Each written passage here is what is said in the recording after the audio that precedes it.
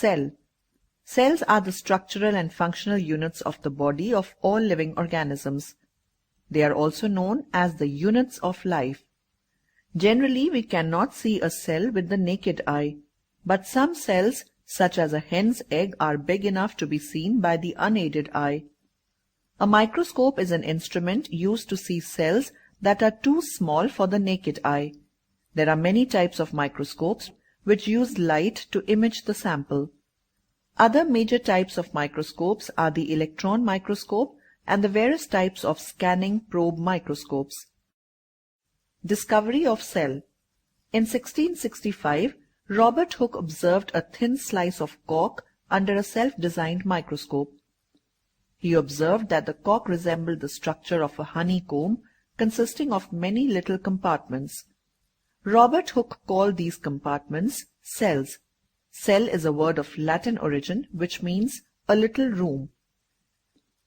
In 1674, Leeuwenhoek, with the improved microscope, observed the free-living cells in pond water for the first time. In 1831, Robert Brown discovered the nucleus in the cell. Cell theory was proposed by two biologists, Sheldon and Schwann, which states that all living things are made up of cells and the cell is the basic unit of life.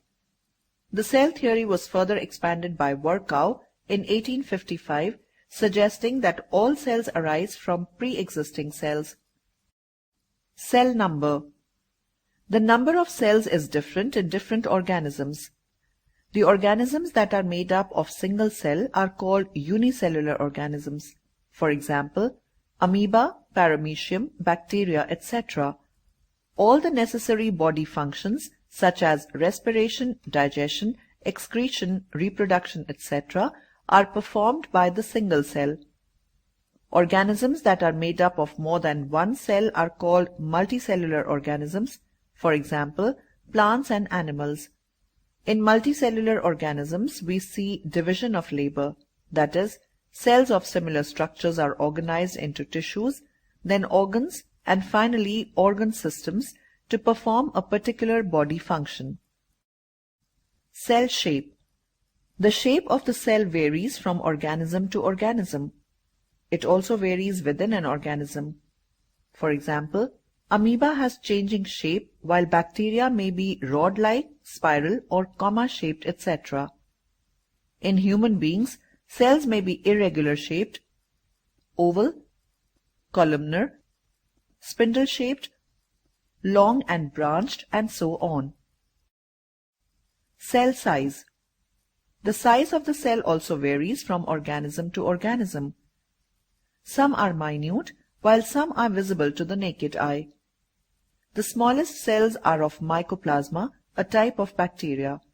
Its diameter is 0.0001 millimeter. The largest animal cell is an ostrich egg, which measures 170 millimeters. In plants, the largest cell is of green alga, acetabularia, which can measure up to 10 centimeters. Nerve cell is the longest cell in the human body. It can measure about 1 meter. There is no relation between the size of the cell and size of the body of the organisms. For example, the liver cells or kidney cells are of almost the same size in a mouse, horse, or bull. Structure of cell. All cells have some common parts. These are plasma membrane, nucleus, and cytoplasm. Let us learn about these in detail. Plasma membrane. Plasma membrane or cell membrane is the outermost covering of the cell that protects the cell, gives it a definite shape, and separates it from the external environment. It is a thin, elastic, and selectively permeable membrane which regulates the passage of the materials in and out of the cell. The movement of gases like oxygen and carbon dioxide across the plasma membrane takes place by the process of diffusion. Diffusion is the spontaneous movement of a substance from a region of high concentration to a region of its low concentration. Similarly, water also moves through the plasma membrane by the process of diffusion. The movement of water molecules from a region of high water concentration to a region of low water concentration through a selectively permeable membrane is called osmosis. The movement of water across the membrane is different depending upon the concentration of the medium surrounding the cell. Let us understand how. If the medium surrounding the cell has exactly the same water concentration as the cell, there will be no net movement of water across the plasma membrane. Such a solution is called isotonic solution. If the medium is very dilute, that is, it has a higher water concentration than the cell will gain water by osmosis. Such a solution is called hypertonic solution. Similarly, if the medium is very concentrated, that is, it has a lower water concentration than the cell will lose water by osmosis. Such a solution is called hypertonic solution. In addition to plasma membrane, plant cells have an additional thick outer layer called cell wall. The cell wall is mainly composed of cellulose and lies outside the plasma membrane. It provides rigidity to the cell. Nucleus. Nucleus is the most important part of the cell, which controls all the activities of the cell and regulates its growth.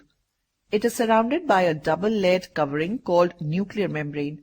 The nuclear membrane has pores which allow the transfer of substances. A small round-shaped structure called nucleolus is also present within the nucleus. The nucleus contains the genetic material of the cell, which is present in the form of DNA molecules. Functional segments of DNA are called genes. When the cell is not dividing, the DNA is present as part of chromatin materials which are visible as entangled mass of thread-like structures. At the time of cell division, the chromatin material gets organized into rod-shaped structures called chromosomes. In some organisms, called as prokaryotes, the nuclear region is poorly defined due to the absence of nuclear membrane. Such an undefined nuclear region containing only nucleic acid is called nucleoid.